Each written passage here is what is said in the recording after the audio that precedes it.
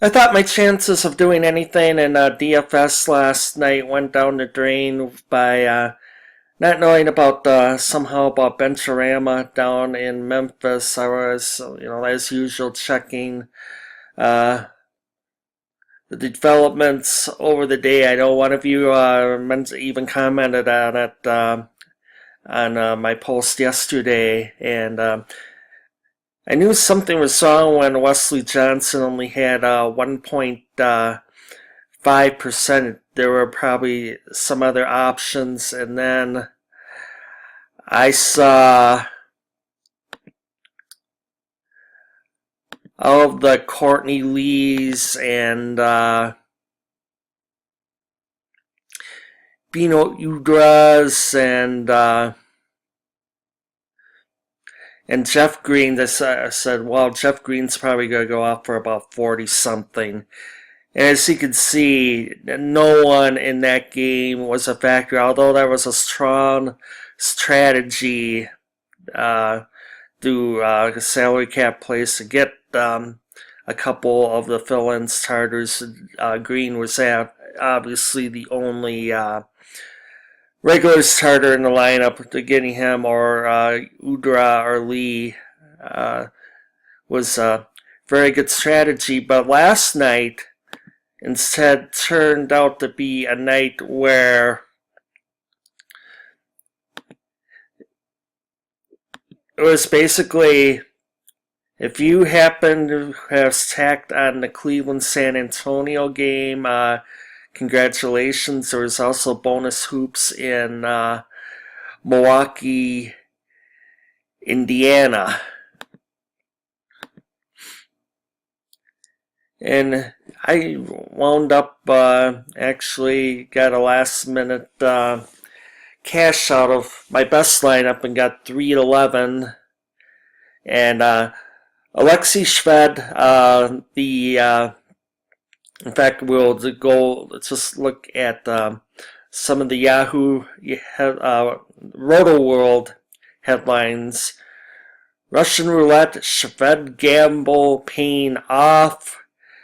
Danny Green, Kawhi Leonard, Kyrie Irving goes off. That's twice. I had Irving on the radar, and he's a legit star in his own right who can go crazy on any given night. Game time 3-pointer descended into overtime. Additional damage there. 74-point night. Gordon Hayward returned. Rudy Gobert, another storyline. It looked like Wall and Michael Carter Williams. I thought, or that's the other reason I thought it was doomed, was Wall and Michael Carter Williams both had huge nights. They wound up falling in comparison to some others. And Stuckey had another great night. So that was the story of it. I had enough, although only 2 players. If you would have told me 128, 123 in the Cleveland game, I would have thought that LeBron would have gotten a lot more points than 50.5. So that's almost disappointing. Parker 44. Giannis actually disappointing, 24.7. Stucky's going to be about the 7,000 range for the next game after 40.2, and Gobert's going to be in the 8,000 range. He'll be about the same price as Hassan Whiteside and a couple others at that price point. Looking at one high score, like I said, if you stack Cleveland, San Antonio, and you had Parker, your Irving, your Danny Green, LeBron James.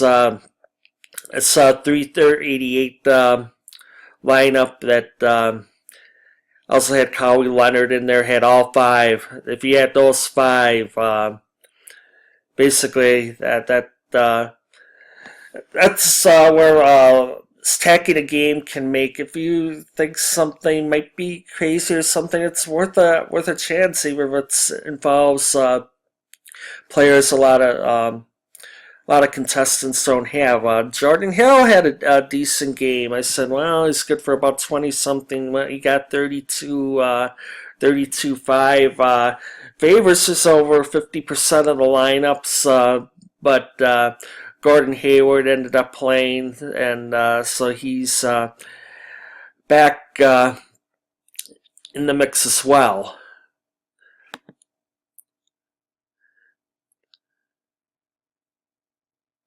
So going into Friday's action on March 13th, and something I meant to say yesterday, if you see a contest, whether it be NBA Shot 2, or something that you're seeing is not going to fill up the capacity very late, right before the deadline, go ahead, throw in an additional entry, because the prize structure is guaranteed, and if it obviously falls short of what is of capacity, chances improve. So I see Westbrook has fallen slightly. He is a bargain at 13-0, 13 even tonight. According to RotorWire, they have DeMarcus Cousins for 52-4, and they always it's always inflated against Philadelphia. Philadelphia's playing much better ball lately. Westbrook is you could have blow-up blues in that. And also keep in mind the Thunder have dropped behind New Orleans for the 8th and final playoff spot, and that's good news if you're an owner of Westbrook, if you're an owner of Anthony Davis, and if you're an owner of Kevin Durant in a season-long league for one who's expected to be back now in 1 to 2 weeks. Drummond, off his monster performance the other night, is there.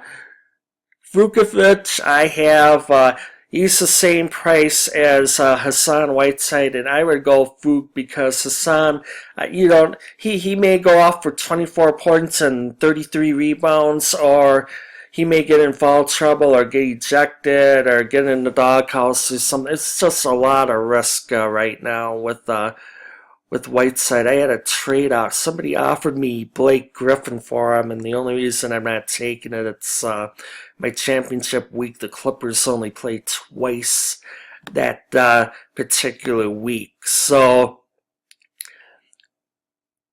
going with the lineup here,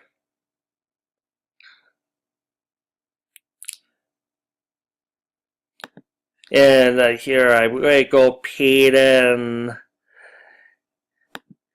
Ishmael Smith has more or less supplanted Kenan in Philadelphia, and he scored 33 the other in the last game. So there he is there. Good options here tonight. Oladipo and DeRozan, and a little light for Friday. We have 9 games. You see them right here: Sacramento, Philadelphia, Bulls and Charlotte, Orlando at Boston, Miami at Toronto, Minnesota at OKC, Clippers at Dallas, Golden State at Denver. And that's the biggie, because Steve Kerr has already announced he is planning on resting some regulars for that game. Who those might be, it's a 216 over-under too, but I'd be very wary benching the high-end Golden State players tonight. And you see Atlanta, Phoenix, and then Detroit, Portland. So that in mind, and this is all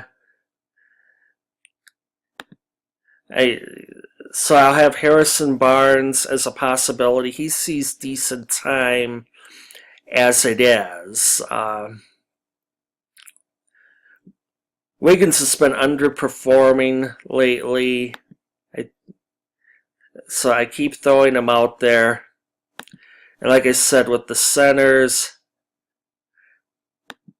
I'll throw in Nikola there.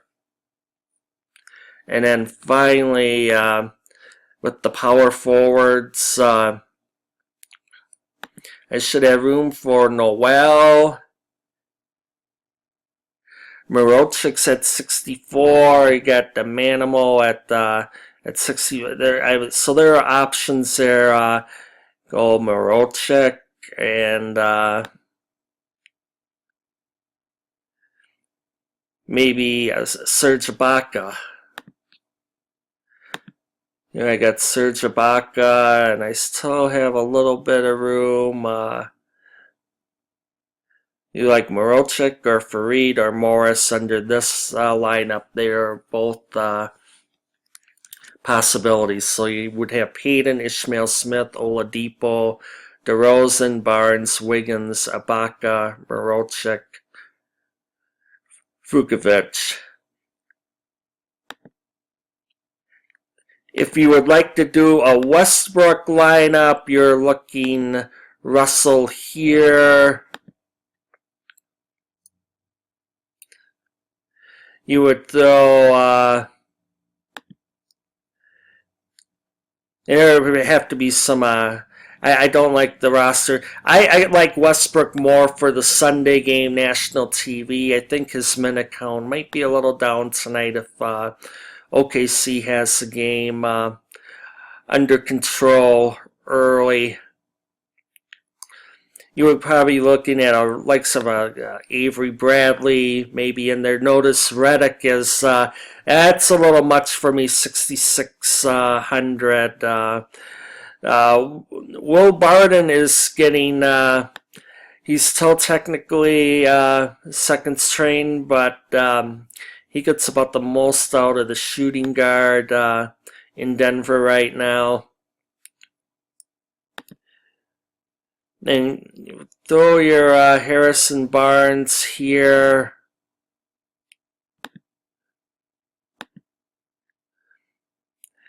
We go cheap on power forward. I think in mine I had Farid, and then I had Bass. And then actually,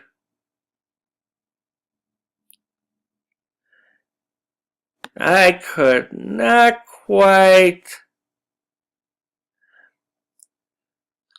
Horford would be a possibility under this kind of lineup. He disappointed, obviously. Atlanta will be bringing out the varsity back for tonight. So there's a lineup you could put in with Westbrook. Ishmael Smith, Avery Bradley, Will Barton, Barnes, Wiggins, Farid, Bass, Horford. Throw in a couple bonus lineups throughout the day.